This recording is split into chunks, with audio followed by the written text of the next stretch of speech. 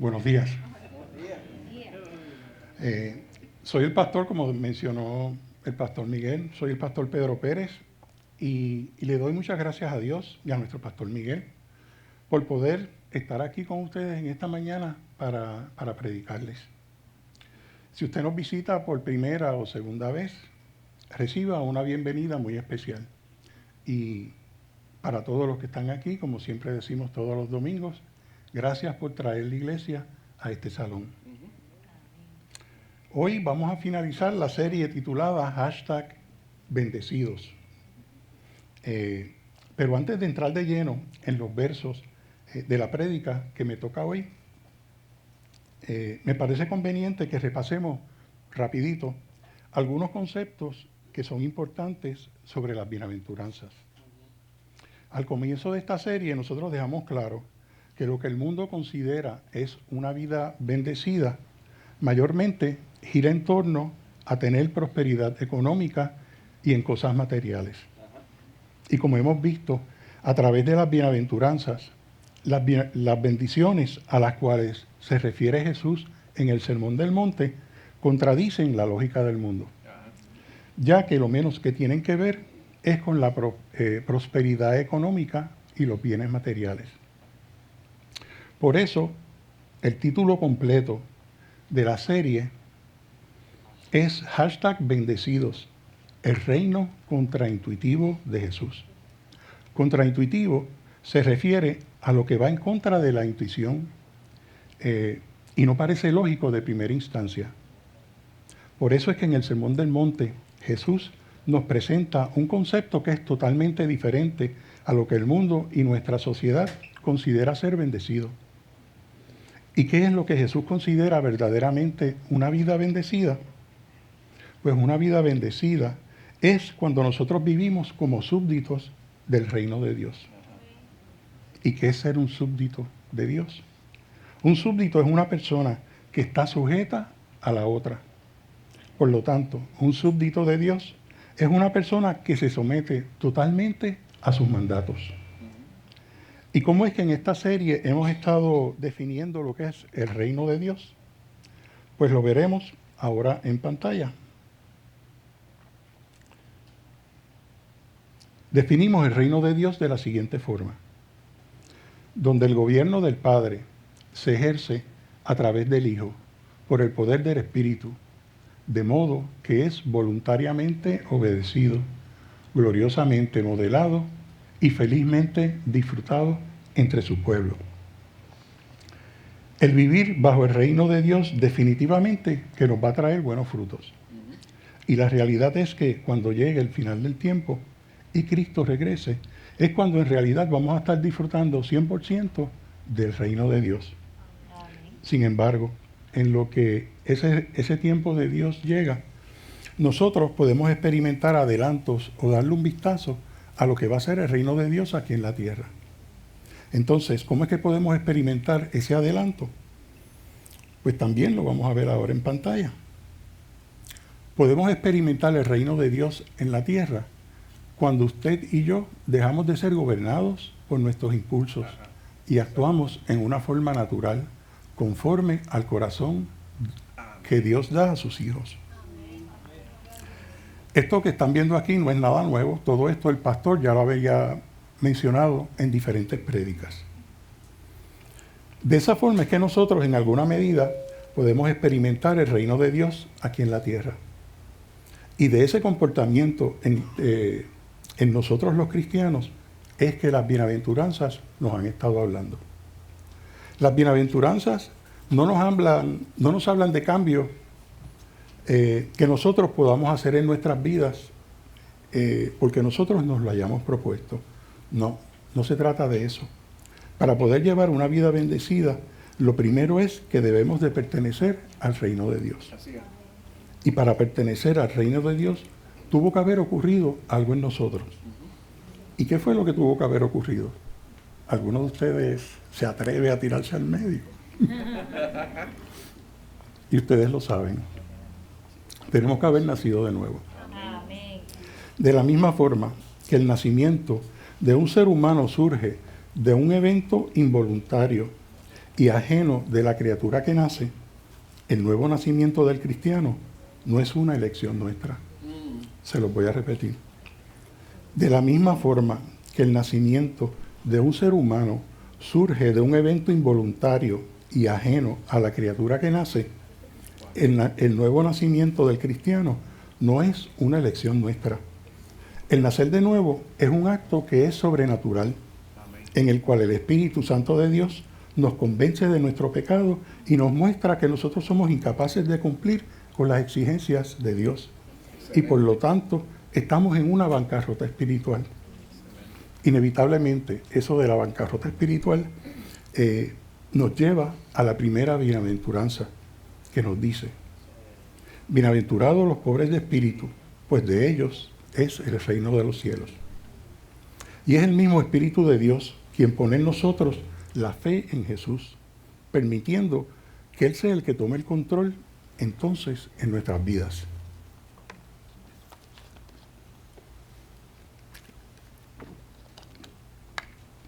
Perdonen. Y ahora viene la pregunta de los 1000 chavitos. ¿Cómo sabemos que hemos nacido de nuevo? Perdón. Como dice nuestro pastor, gracias por preguntar. Miren, es imposible que nosotros hayamos nacido de nuevo y que nuestras vidas no cambien. Eso es imposible que suceda. Tiene que haber habido un cambio en nuestro comportamiento de 180 grados. Y ese cambio en nuestras vidas viene acompañado de cosas diferentes que ahora nosotros como cristianos debemos de hacer. Yo nunca olvido la primera vez que vi la película de Spider-Man. Yo no soy fanático de Spider-Man, pero ahí pasó algo que se los voy a traer a colación. Y en esa película escuché las célebres palabras que el tío Ben le dijo a Peter Parker: con grandes poderes vienen grandes responsabilidades. Con esas palabras el tío Ben le quiso decir a Peter que tener grandes habilidades y poderes vienen con la obligación de usarlos para el beneficio de otros y para hacer del mundo un mejor lugar. Se pueden preguntar, bueno, pues ¿qué tiene que ver eso con la prédica? Vamos a verlo. Pues lo mismo sucedió con nosotros al nacer de nuevo. Nuestra vida cambió y al hacerlo, al igual que a Spider-Man, nosotros como cristianos tenemos nuevas responsabilidades. Irónicamente, esas nuevas responsabilidades, al igual que las del hombre araña, vienen con la obligación de llevarlas a cabo para el beneficio de otros y hacer del mundo un mejor lugar. Y sobre esas nuevas responsabilidades es que se va a basar la prédica de esta mañana, que se titula Bendecidos, sal de la tierra. No es que salgas de la tierra y te vayas, es sal de la tierra. Sí, porque yo cuando lo decía y lo estaba practicando en casa, yo, oye, sal de la tierra, ¿no? Bueno, bendecidos, sal de la tierra, luz del mundo. Y va a estar basada en el 5º capítulo del libro de Mateo, en los versos del 13 al 16. Para los que no lo saben, y quizás no me conozcan bien, yo soy fotógrafo. Y en mi mente tiendo a imaginar y visualizar imágenes y escenas en formas que a veces son pues un poquito dramáticas. Y como mi mente funciona de esa forma, yo imagino el lugar donde Jesús pronunció el sermón del monte de la siguiente forma. Yo lo imagino como una ladera o la falda de una montaña similar a la comarca donde el hobbit Bilbo Baggins vivía. ¿Sí? Soy fanático de las novelas de J.R.R. Tolkien. Y esa ladera, y el pastor los menciona mucho a menudo en varias de las prédicas. Y esa ladera estaba cubierta, la imagino cubierta de una pura hierba verde, llena de flores. Y hay veces que ustedes ven que cuando el viento le da y la grama está y el pasto está alto, pues como que baila y se ondulan de un lado a otro. Pues yo imagino la falda de esa montaña de esa forma.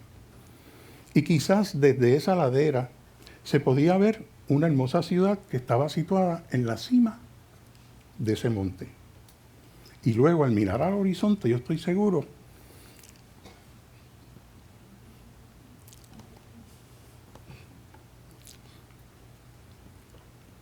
no estoy seguro. Me parece ver a la distancia el hermoso mar azul de Galilea. Pero aún más hermoso que el entorno que yo les pueda haber describido,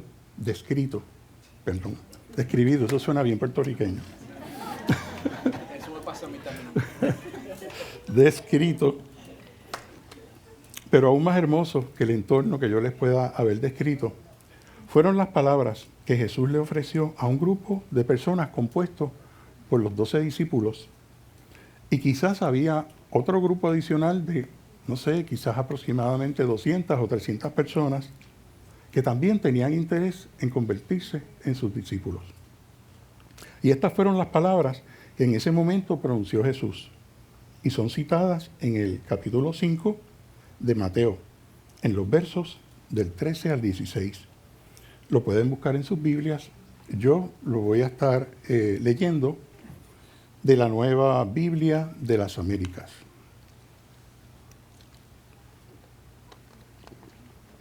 Y la palabra del Señor dice así, el verso 13. Ustedes son la sal de la tierra, pero si la sal se ha vuelto insípida, ¿con qué se hará salada otra vez? Ya no sirve para nada, sino para ser echada fuera y pisoteada por los hombres. Ustedes son la luz del mundo. Una ciudad situada sobre un monte no se puede ocultar. Ni se enciende una lámpara y se pone debajo de una vasija, sino sobre un candelero, y alumbra a todos los que están en la casa.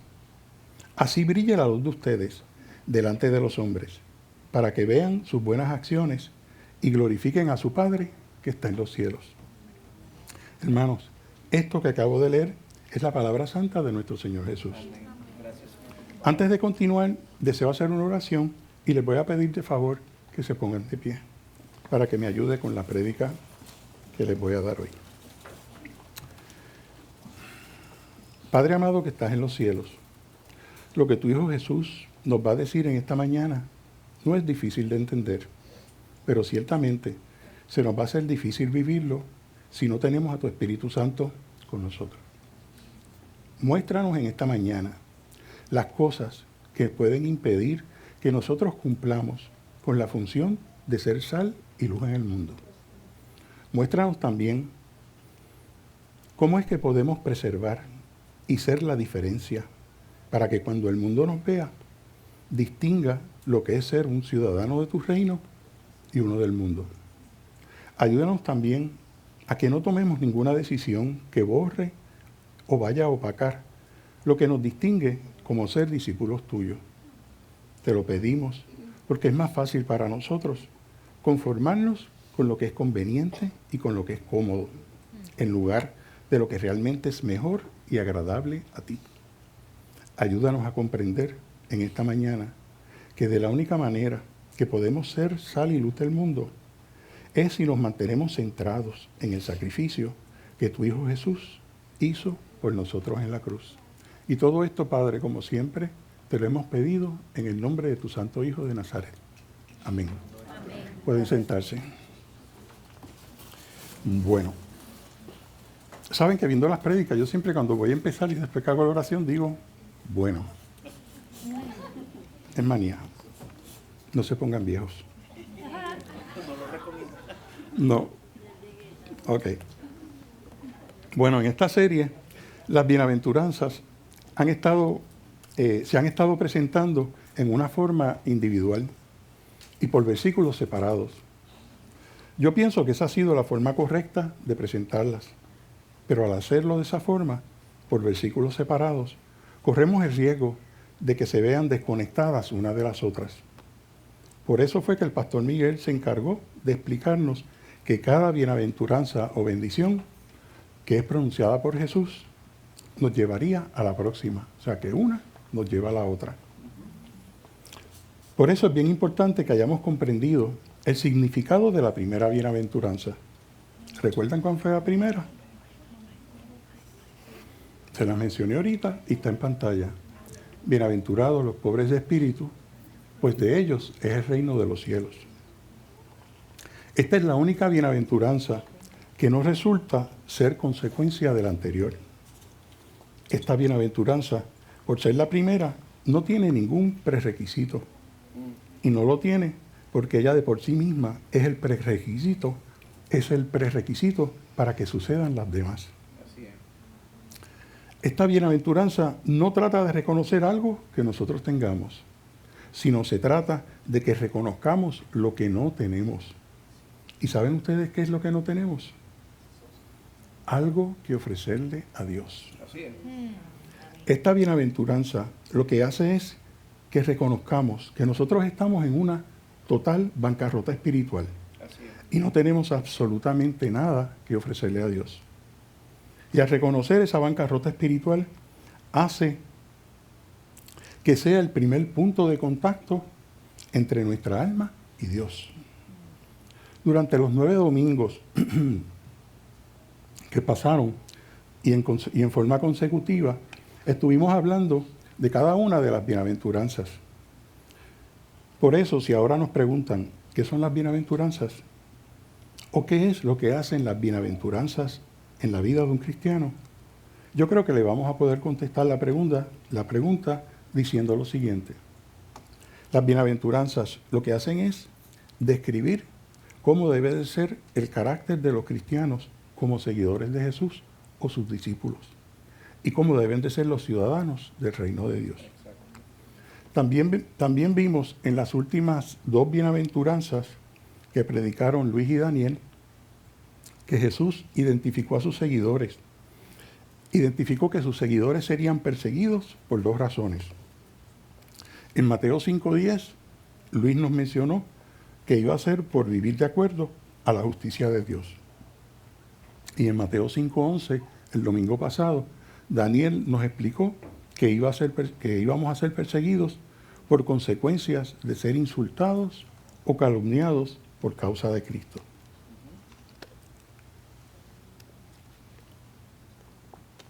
El punto que les quiero hacer es que cuando nosotros somos perseguidos y nos atacan, nuestra reacción natural y la tendencia es a tomar una de 2 posturas.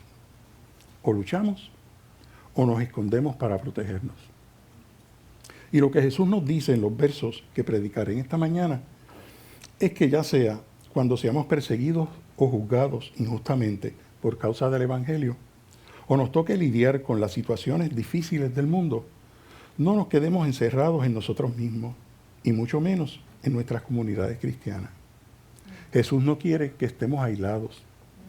En lugar de estar aislados, lo que Jesús quiere es que desempeñemos un papel importante, y es que seamos como sal y luz en el mundo.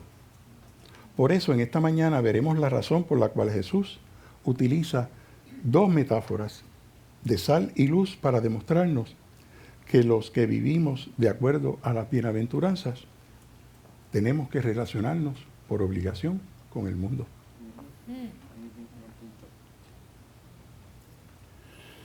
Leamos nuevamente el verso 13, que nos dice: ustedes son la sal de la tierra, pero si la sal se ha vuelto insípida, ¿con qué se hará salada otra vez?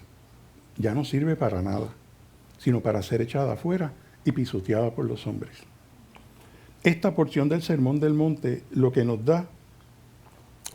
va es a mostrar la misión de la iglesia ante un mundo que está caído. Y el verso desde su comienzo establece y afirma que los seguidores de Jesús somos la sal del mundo. Fíjese que no dice, cuando ustedes terminen esto, van a ser la sal del mundo. Ustedes van a llegar a ser la sal del mundo. Lo establece categóricamente. Dice que nosotros los cristianos, somos la sal del mundo. ¿Qué significa ser la sal del mundo? Nos recuerda que ser seguidores de Cristo no solamente va a ser para nuestro beneficio. Parte de la razón por la cual Jesús quiere trabajar en nuestras vidas y quiere seamos sus seguidores es para que nosotros podamos hacer el bien a los demás. La realidad es que en muchas ocasiones, cuando vemos la perdición que existe en el mundo, el deseo inicial que sale de nuestros corazones es el de descartar al mundo, que vemos que se está destruyendo y consumiendo a sí mismo. Y si a eso le sumamos cualquier comentario referente a que no nos quieran por ser cristianos, es probable que eso aumente nuestra indiferencia hacia la perdición del mundo. Y hermanos, eso es exactamente lo que Jesús le dijo a sus discípulos que no hicieran. No descarten al mundo, sean sal para ellos. Para comprenderlo mejor, es fundamental que tengamos claro que en el mundo antiguo la función principal de la sal era usarla como si fuera un preservativo. La ausencia de la refrigeración y las altas temperaturas causaban la descomposición de la carne en una forma que era acelerada, atrayendo enormes enjambres de moscas sobre los alimentos. De la única forma en la cual podían prevenir esa descomposición era remojando los trozos de carne y los alimentos en fuertes soluciones con sal. La sal en el mundo antiguo era un producto bien valioso. Era casi como el dinero. Hay registros que evidencian que en algunos lugares los soldados romanos eran remunerados recibiendo su paga en bolsas repletas de sal. Por lo tanto, a lo que Jesús se refiere era a que el mundo está encaminado hacia una descomposición espiritual y está actualmente pudriéndose. Jesús tiene claro que el mundo apartado de él supuraba como una herida infectada y se pudre debido a los gérmenes del mal que están presentes en todas partes. Tanto en los tiempos bíblicos como en los de hoy en día, la sal no solo es un preservativo, sino que también se usa como un condimento. De igual forma que la sal da sabor a los alimentos, el cristianismo es lo que le da sabor y entusiasmo a la vida. Al igual que la sal, sus discípulos tienen una influencia en el mundo de preservarlo sin descomponerse. Con la sal, lo que no tiene sabor se torna sabroso y lo desagradable se convierte en una delicia. Por eso Jesús le está diciendo a los suyos que son tan preciosos en el mundo como la sal en la tierra. Y por eso es que los cristianos debemos de ser como una influencia preservadora en el mundo.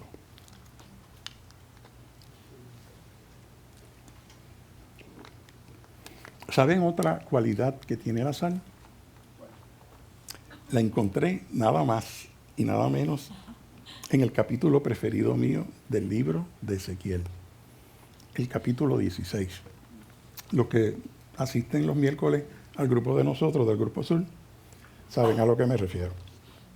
Bueno, es mi capítulo preferido porque en él Ezequiel utiliza la alegoría de una mujer que al nacer fue abandonada, rescatada y luego prostituida para ilustrar la relación de Dios con Jerusalén, representando la infidelidad y adoración de ídolos del pueblo de Israel.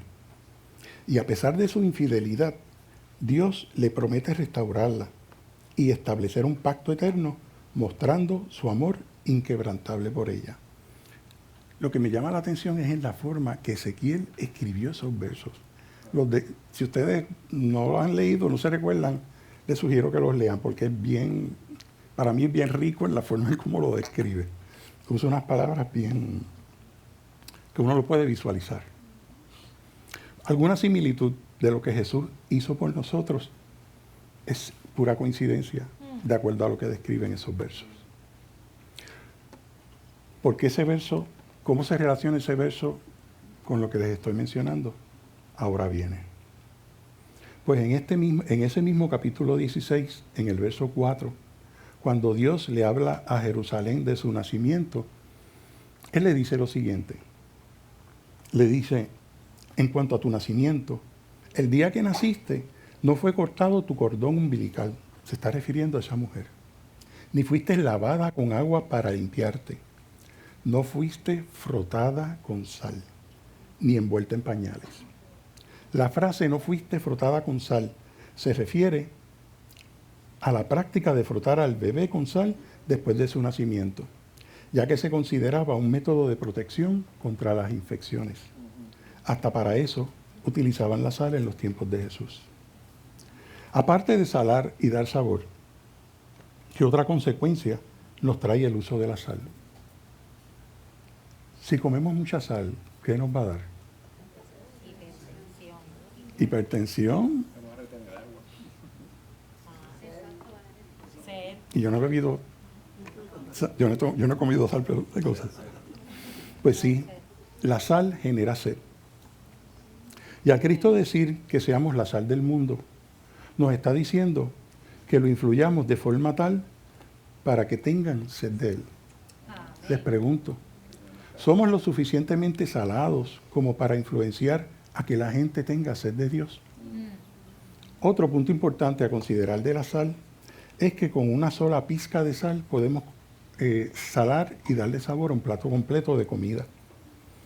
De la misma manera que si la sal se mantiene en el salero, no sazonará ningún alimento, nosotros debemos mezclarnos con el mundo, permitiendo que Dios nos frote con él para preservarlo sin que nosotros nos volvamos con el mundo. Si vemos que el mundo a nuestro alrededor se está descomponiendo, la presencia de nosotros los creyentes debe de, y esta palabrita nunca la había escuchado, ralentizar. Ralentizar quiere decir desacelerar. Si vemos que el mundo a nuestro alrededor se está descomponiendo, la presencia de nosotros los creyentes debe de ralentizar o desacelerar el proceso de deterioro espiritual del mundo. Se supone que influenciemos, Carmen, influenciemos, ¿está bien dicho? ¿Sí? Muy bien. Se supone que influenciemos y hagamos mejor la sociedad en la que vivimos. El verso 13 también nos dice que si la sal se ha vuelto insípida o si se desvanece, ya no sirve para nada, sino para ser desechada, sino para ser echada afuera y pisoteada por los hombres.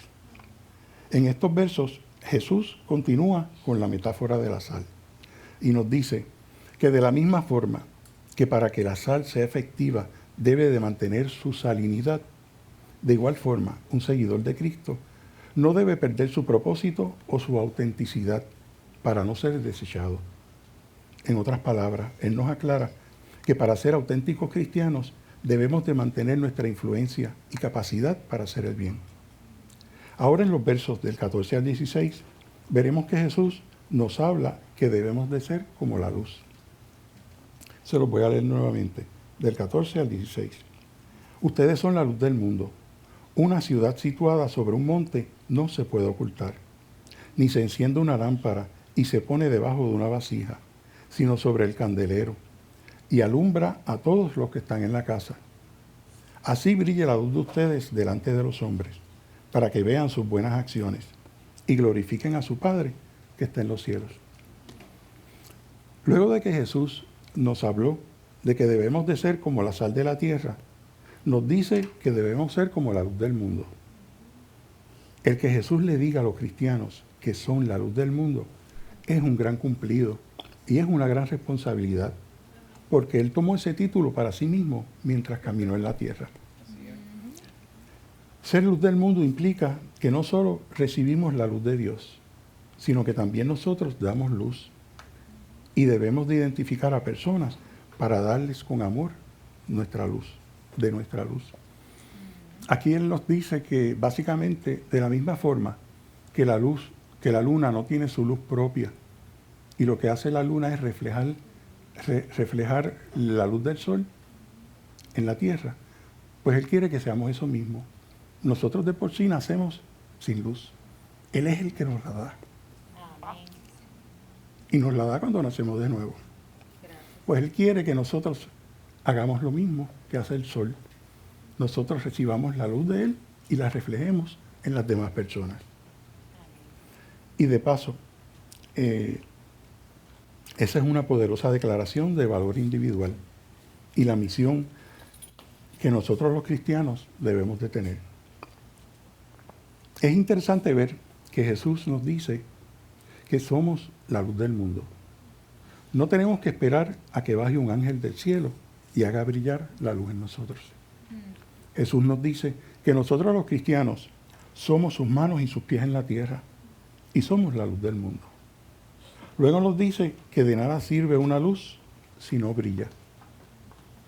En nuestro tiempo moderno, nosotros tenemos muchos tipos de luces artificiales. Existen lámparas LED y rayos láser que iluminan.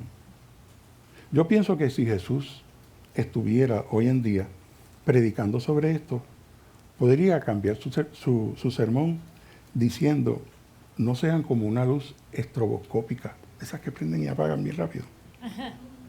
O nos diría: no sean como un interruptor de luz que puede atenuar su brillo, como estos dimmer que uno los usa para...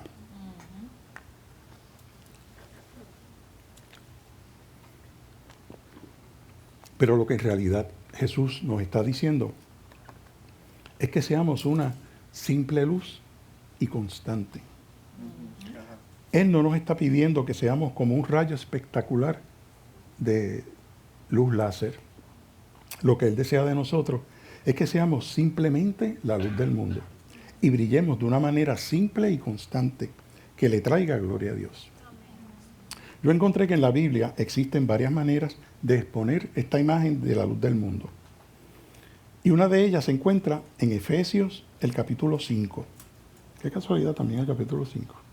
Y en los versos del 8 al 16, donde el apóstol Pablo detalla cómo debemos ser la luz del mundo.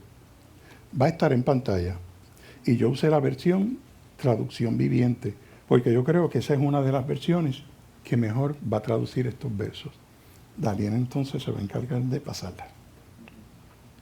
Efesios 5, los versos del 8 al 16. Verso 8. Pues antes ustedes estaban llenos de oscuridad, pero ahora tienen la luz que proviene del Señor.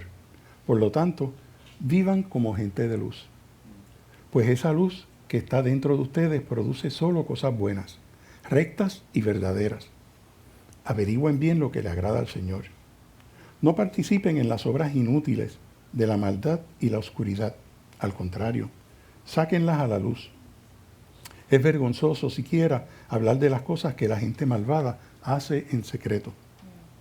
No obstante, sus malas intenciones se descubrirán cuando la luz las ilumine. Porque la luz hace todo visible. Por eso se dice: despiértate tú que duermes, levántate de los muertos, y Cristo te dará luz. Así que tengan cuidado de cómo viven.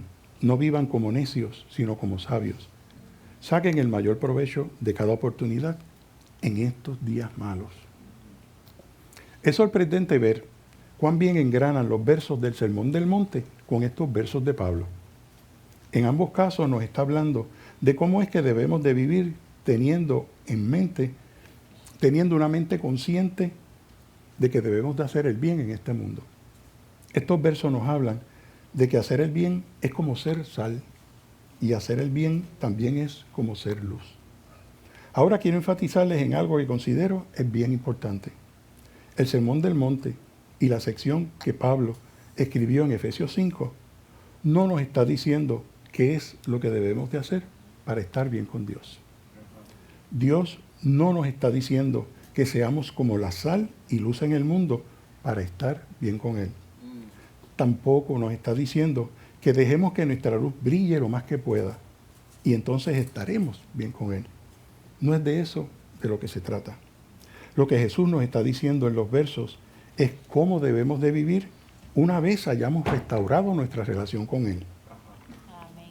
Por haber creído mediante la fe. Y la forma de estar bien con Dios es arrepintiéndonos de nuestros pecados y confiando en la persona y en la obra que Jesús hizo en la cruz por nosotros. Si nosotros hacemos del Sermón del Monte y las bienaventuranzas un mero listado de cosas que debemos de hacer para estar bien con Dios, lo que vamos a encontrar es todo tipo de problemas. Lo que Jesús nos dice en el Sermón del Monte es de la forma que la persona que está bien con Dios debe de tratar de vivir. Y en gran medida, todo lo que nos dice se reduce mayormente a hacer el bien en este mundo en que vivimos. Por eso es que nos dice que debemos de permitir que nuestra luz brille. Para que la luz sirva de algo, tiene que ser expuesta. Escondida no va a servir de nada. Dios no quiere que seamos como un dimmer o un interruptor de luz que aumente o disminuya la intensidad de la luz de acuerdo a las circunstancias en las cuales se encuentre. Él quiere que seamos una luz constante y permanente en el mundo. Tampoco quiere que lleguemos al extremo de que vayamos a cegar a las personas con cuestionamientos como el siguiente. ¿Cómo es posible que yo brille tanto y tú seas tan oscuro y tan tenebroso? La idea es que nuestra luz brille para iluminar el camino de los demás y mostremos cambios en nuestro comportamiento y en nuestra vida como consecuencia del sacrificio que hizo Jesús en la cruz. Jesús lo que quiere es que tengamos ese tipo de presencia en el mundo. Por eso es que en el verso 14 Jesús nos muestra una tercera metáfora. La primera fue la de la sal, la segunda fue de la luz. Y ahora la tercera es sobre una ciudad que se encuentra en la cima de un monte.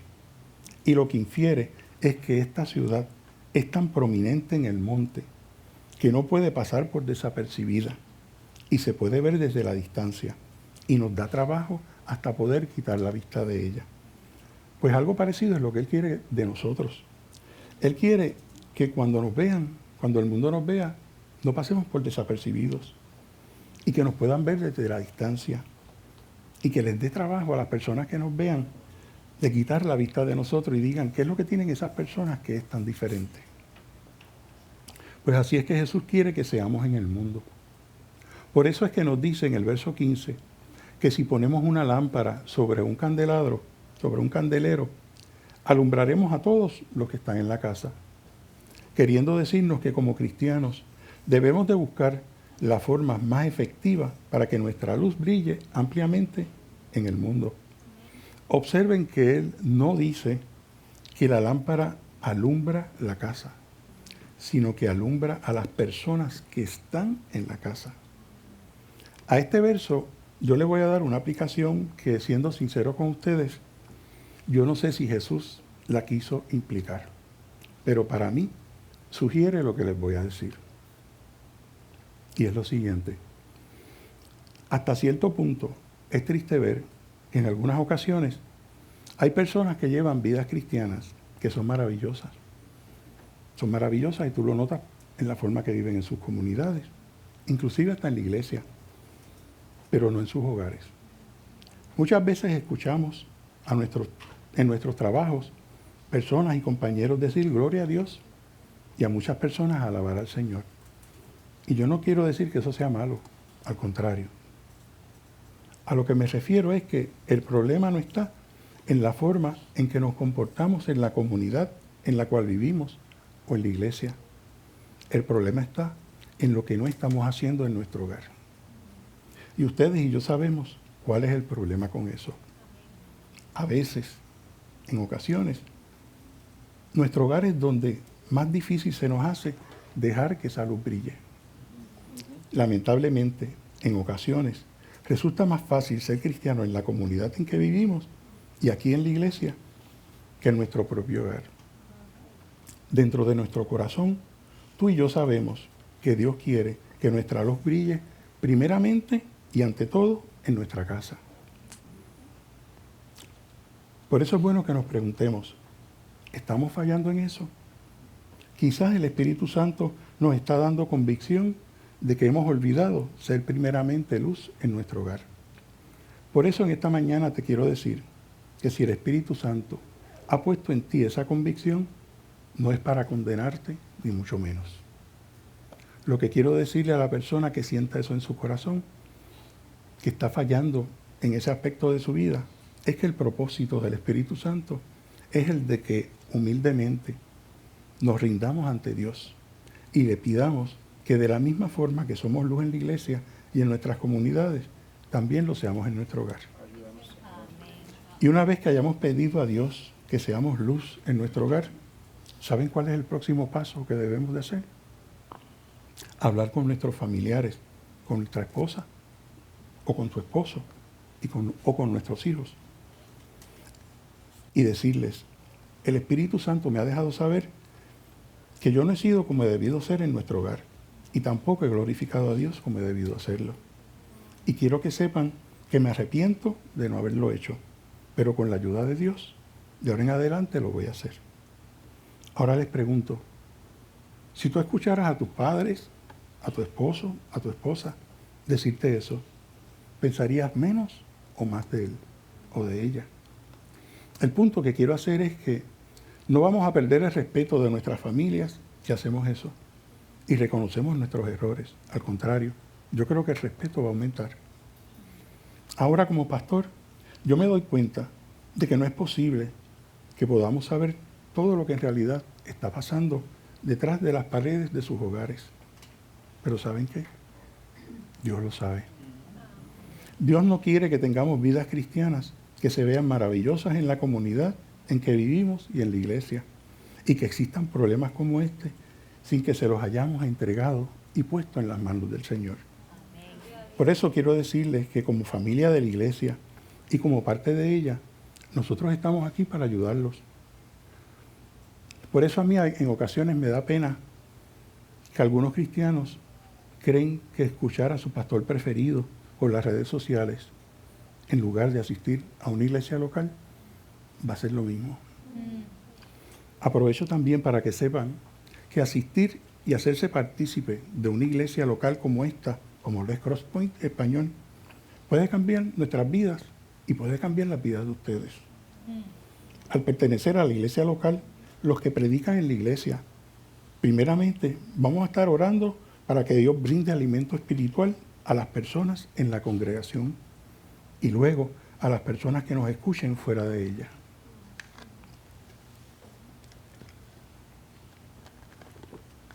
En confianza, contáctenos y como personas que los amamos, trataremos de ayudarlos en lo que esté a nuestro alcance.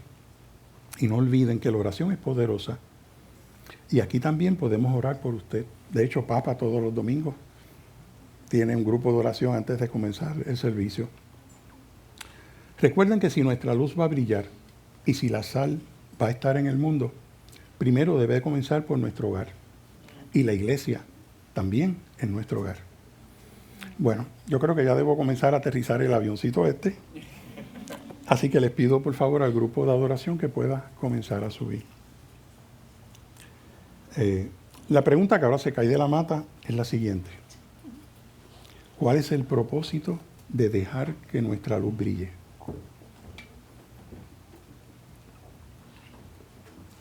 Lo veremos en el verso 16, que está en pantalla.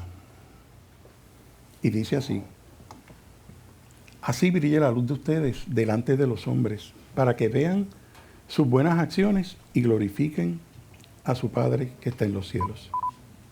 El objetivo de nosotros brillar no es para mostrarle al mundo lo bueno que somos, o mucho menos nuestro esplendor espiritual.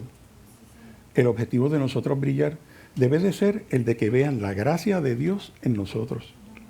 Y cuando las demás personas vean eso, digan, wow, ¿qué padre deben tener estas personas? ¿Qué gran padre deben de tener? Lo que debemos anhelar es cuando las personas vean nuestras buenas acciones y obras, que no piensen en lo maravilloso que somos, sino que glorifiquen al Padre que está en los cielos. Les enfatizo en esa palabra Padre, porque encontré que en este verso 16 es la primera vez que en el Nuevo Testamento Dios es llamado Padre.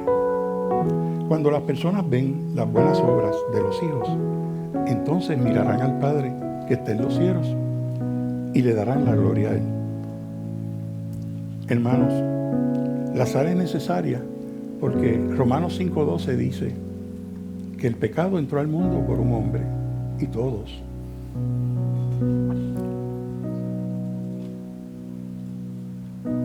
Dice que el pecado entró al mundo por un hombre y todos los que nacieron de ese hombre heredaron su naturaleza de pecado. Y por eso es que el mundo está roto y lamentablemente se está descomponiendo.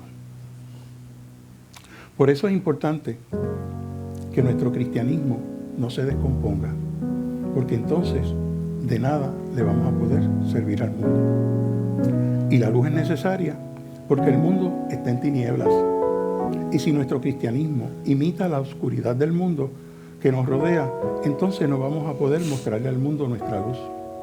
Por eso, para lograr ser efectivos como sal y luz en el mundo, tenemos que buscar y mostrar el distintivo que nosotros los cristianos hemos heredado de Cristo. Nunca podremos afectar al mundo siendo como el mundo. Hoy, al finalizar esta serie, lo que deseo es enfatizar que las bienaventuranzas no son un listado de cosas que podemos hacer para ganarnos la salvación, estar bien con Dios, o que sean como condiciones para ser discípulos de Jesús. Tampoco nos debemos convertir en discípulos de Cristo o seguidores suyos porque brillemos mucho o seamos lo suficientemente salados. La sal y el brillo en nosotros son la consecuencia de habernos convertido en discípulos y seguidores de Jesús. ¿Y cómo es que nos convertimos en discípulos de Jesús y sus seguidores? Lo hacemos mediante el arrepentimiento y la fe. Cuando nos arrepentimos, le damos la espalda al pecado y dirigimos nuestra vida hacia Jesús. Y al tener fe, ponemos nuestra confianza en la persona y en la obra que hizo Jesús en la cruz por nosotros, como sustituto del pago que nos tocaba y que merecíamos. Si de casualidad eres una persona que asiste a la iglesia y aún no eres discípulo de Cristo, si de casualidad tú llegaste aquí en esta mañana y no sabes la razón por la cual estás, le pedimos al Señor y a nuestro Padre Celestial que lo que Jesús nos dijo en esta mañana lo logres alcanzar con la ayuda del Espíritu Santo y te libre de cualquier sentimiento de condenación que puedas sentir y cambie tu corazón para que aceptes a Cristo en tu vida y te unas con los que son sal y luz del mundo. Y para los cristianos que quizás estén pasando por un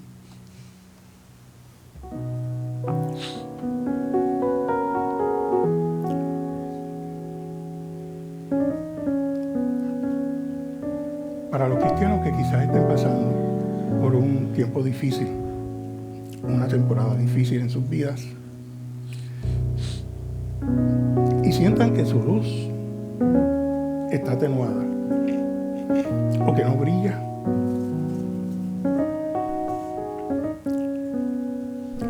lo suficiente, le pedimos al Espíritu Santo de Dios que permita que su luz primeramente brille en su hogar, para que luego puedan servir de luz al mundo que tanto le necesita porque está en tinieblas. Que Dios los bendiga.